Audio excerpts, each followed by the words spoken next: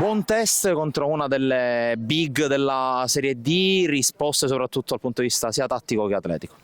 Ma risposte positive perché la squadra ha fatto bene, dopo una settimana di duro lavoro credo che potremmo essere soddisfatti perché ho visto già belle trame di gioco, i ragazzi hanno interpretato bene il ritmo gara e tutto con grande abnegazione, diciamo che siamo contenti, i ragazzi nuovi hanno destato buona impressione e speriamo di continuare così.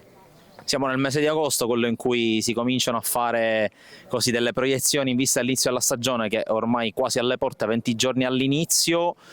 Che sensazioni dà questo gruppo, considerando anche il lavoro fatto durante la settimana, i nuovi arrivi, insomma, in generale, quali sono le sensazioni? Ma le sensazioni senza dubbio positive perché diciamo, abbiamo fatto una squadra ex novo, diciamo, però sono tutti ragazzi che si stanno entregando bene, ragazzi che sanno giocare a calcio e sono convinto che faranno bene.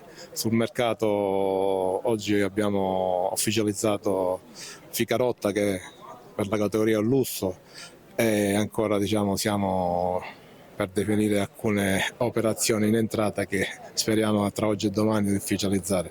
Sono tutte operazioni che chiaramente alimentano ancora di più la passione e l'attesa del popolo di Cammarata.